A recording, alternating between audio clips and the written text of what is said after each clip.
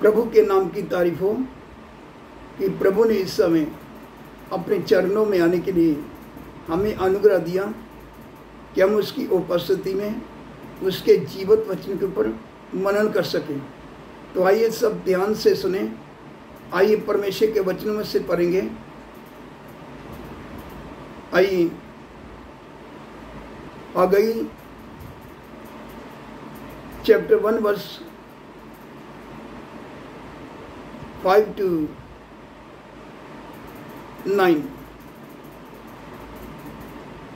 हग्गाई 1 का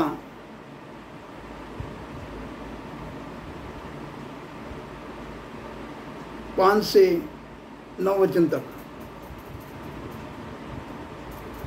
इसलिए अब सेनाओं का यहोवा यूं कहता है, अपनी अपनी चाल चलन पर ध्यान करो।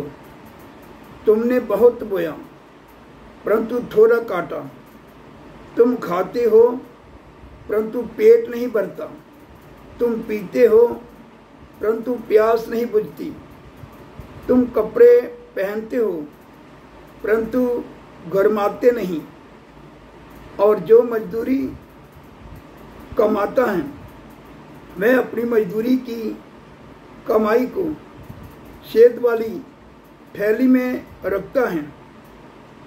सेनाओं का यहोवा तुमसे यूं कहता है, अपने अपने चाल चलन पर सोचो।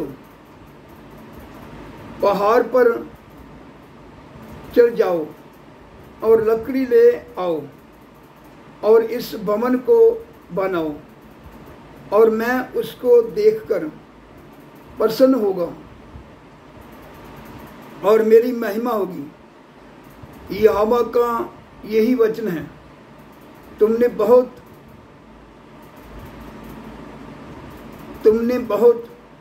उपज की आशा रखी, परंतु देखो थोड़ी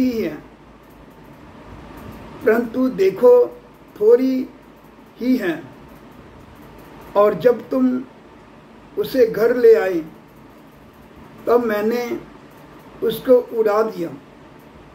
सेनाओं के यहोवा की यही वाणी है। ऐसा क्यों हुआ? क्या इसलिए नहीं कि मेरा भवन उजाड़ पड़ा है और तुम में से प्रत्येक अपने अपने घर को दौरा चला जाता है। इधर हमने परमेश्वर का वचन पढ़ा है। आप सबने परमेश्वर के वचन को सुना है। परमेश्वर का वचन बताता है, एक समय था हग्गाई के पास परमेश्वर का वचन पहुंचा और हग्गाई ने इज़राइल को परमेश्वर का वचन बता दिया। लोग अपने अपने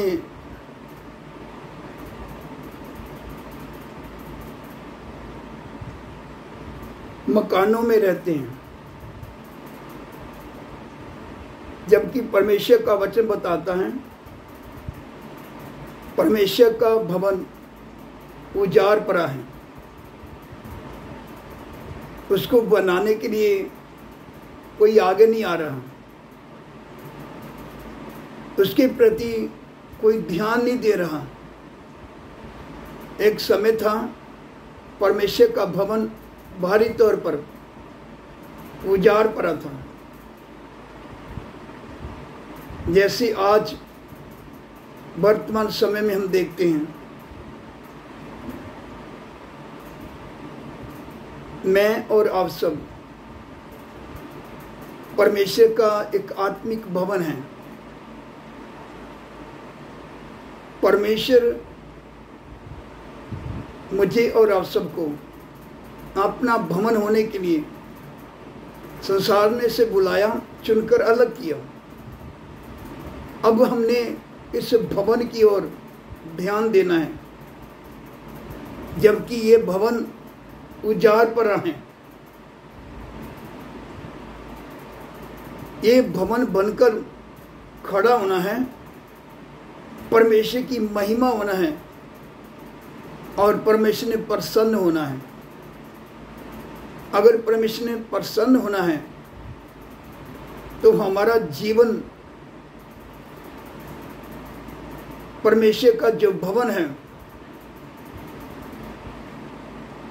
वचन के अनुसार बनकर खड़ा होना है। हमारा जीवन परमेश्वर के वचन के अनुसार होना है, तब जाकर इस भवन में से परमेश्वर अपने आप को प्रकट करेगा। इस भवन के द्वारा परमेश्वर अपने को प्रकट करेगा।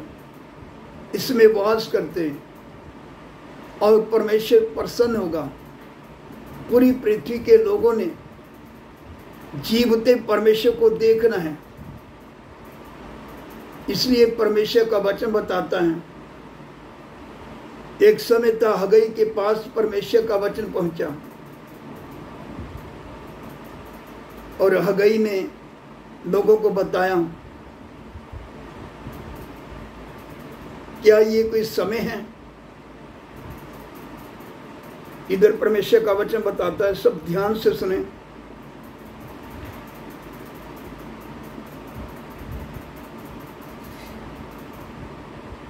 नौ वचन, तुमने बहुत उपज की आशा रखी, परंतु देखो थोड़ी ही है, परंतु देखो थोड़ी ही है। और जब तुम उसे घर ले आए तब मैंने उसको उड़ा दिया। सेनाओं के यहोवा की यही वाणी है, ऐसा क्यों हुआ? क्या इसलिए नहीं कि मेरा भवन उजाड़ पड़ा है और तुम में से प्रत्येक अपने अपने घर को दौड़ा चला जाता है। परमेश्वर का भवन उजाड़ पड़ा है, इसलिए गंभीर हो जाएं। परमेश्वर अपने भवन के प्रति जलन रखने वाला ईश्वर है। तो हमें इस भवन की ओर ध्यान देना है। ये परमेश्वर का भवन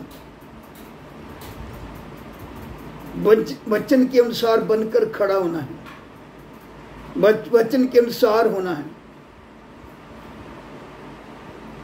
अगर वचन के अनुसार होगा तो परमेश्वर की महिमा होगी, परमेश्वर प्रसन्न होगा और उस जीवन के द्वारा अपने आप को प्रकट करेगा। लोग परमेश्वर के कामों को देखेंगे,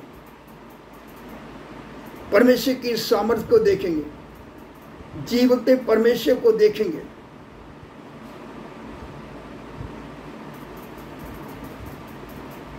क्योंकि आज लोग खाने पीने की बातों में, रहने सहने की बातों में, इन बातों की ओर जोर देते हैं, जबकि परमेश्वर के भवन की ओर कोई ध्यान नहीं दे रहा, जबकि परमेश्वर का भवन उजाड़ पड़ा हुआ है।